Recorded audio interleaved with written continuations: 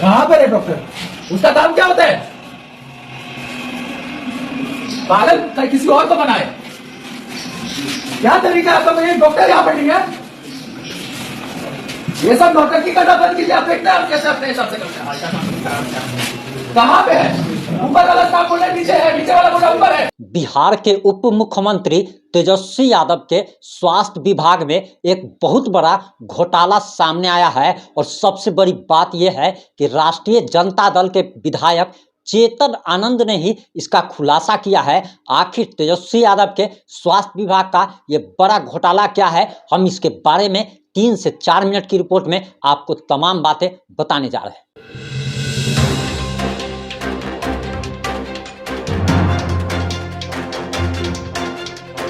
नमस्कार, मैं प्रिंस कुमार सिंह और आप देख रहे हैं पॉजिटिव इंडिया। अगर अभी तक आपने चैनल को सब्सक्राइब नहीं किया है तो खबरों से अपडेट रहने के लिए कृपया चैनल को सब्सक्राइब कर लीजिए और जो लोग ऑलरेडी कर चुके हैं उन तमाम लोग को सहृदय धन्यवाद। अब वापस आते हैं अपनी खबर पर। दरअसल आपको बताते चले कि शिवहर के सदर अस्पताल का औचक निरीक्षण करने राष्ट्रीय जनता दल के विधायक चेतन आनंद, जो कि आनंद मोहन के बेटे हैं, वे पहुंचते हैं और उनके पहुंचने के बाद एक बहुत बड़ा घोटाला सामने आता है। और आखिर इस घोटाले को सुन करके आपकी भी आंखें फटी की फटी रह जाएगी। आपको बताते चले कि दरअसल सबसे बड़ा घोटाला ये सामने आता है कि शिवहर के सरकारी सदर अस्पताल में दरअसल एक महिला डॉक्टर की नियुक्ति है, लेकिन महिला डॉक्टर के बदले में उसका पति ड्यूटी कर रहा था, उसका पति इलाज कर रहा था, उसका पति ऑपरेशन कर रहा था। यानी कि डॉक्टर है पत्नी, उसकी ड्यूटी है सदर अस्पताल में,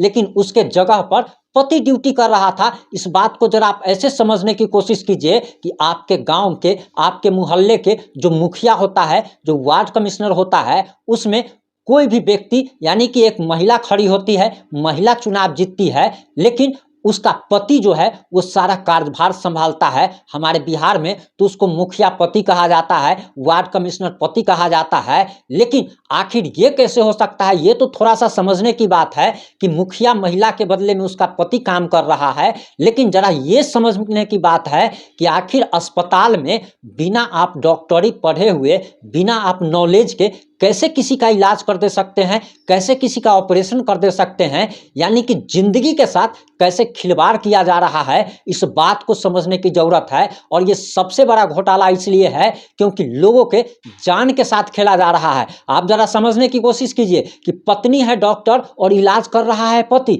आखिर ये कैसे हो सकता है? उसको कैसे पता कि आखिर किस दर्द में कौन सा दवाई देना है, ऑपरेशन किसी चीज का कैसे होता है? क्या ये यूट्यूब पर वीडियो देख करके ये डॉक्टर जो है सो बन गया? आखिर या उसकी पत्नी ने उसे ट्रेनिंग दिया? सबसे बड़ी बात यह है कि हमारे बिहार में ऐसी तमाम खबरें आती रहती है कि पत्नी शिक्षिका है लेकिन उसके बदले पति ड्यूटी कर रहा है। किसी सरकारी कार्यालय में पत्नी मतलब मान लीजिए कि अफसर है लेकिन उसके बदले पति ड्यूटी कर रहा है। यहाँ तक बात समझ में आती है।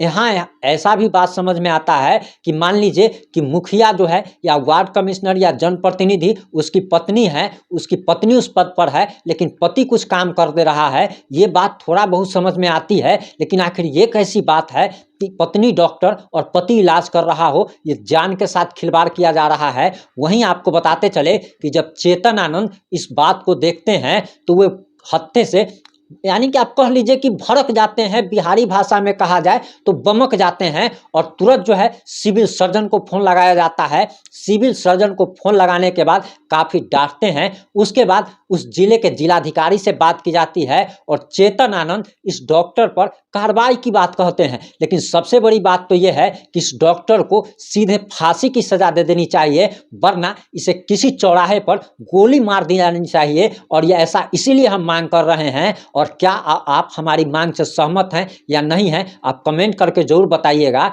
क्योंकि इसने कितने लोगों के जान के साथ खिलवाड़ की है। ऐसी खबरें भी नहीं आ पाती होगी कि किस किस का इसने कैसे इलाज कर दिया होगा और कैसे उसका किसी का ऑपरेशन कर दिया होगा। उसके कारण कितने लोगों की जानें चली गई होगी, कितने लोग बेमौत मारे गए होंगे। ये जरा सोचने की बात है। इसकी एक उच्च स्तरीय जांच करवानी चाहिए। वहीं आपको बताते चले कि स्वास्थ्य विभाग का ये कोई पहला घोटाला नहीं है। इससे भी बड़ी बात आपको बताते चले कि अभी 2-3 दिन पहले की खबर जो कि हमने पॉजिटिव इंडिया पे आपको दिखाई कि औरंगाबाद में कैसे एक बीमार मरीज को फर्श पे लिटा करके उसके पेट पर सलाइन रख करके उसका इलाज किया जा रहा है। वैशाली जिले के लालगंज की रहने वाली एक महिला का हाजीपुर के सदर अस्पताल में ऑपरेशन करते वक्त उसके पेट में रुमाल छोड़ दिया जाता है। कहीं कहीं पे तो ऐसा भी हो जाता है कि मरीज के आप कह सकते हैं कि जो यूरिन बैग जो होता है, यूरिन बैग के जगह बोतल ठूस दिया जाता है। कहीं कहीं पे इतनी सारी खबरें आती है कि यानी कि आप कह सकते हैं कि सबको ले जाने तक के लिए एम्बुलेंस नहीं मिल पाता है। लेकिन हमारे बिहार के माननीय तेजस्वी यादव कहते हैं कि इनके कार्यकाल में स्वास्थ्य विभाग जो है उसमें काफ़ी सुधार हुआ है।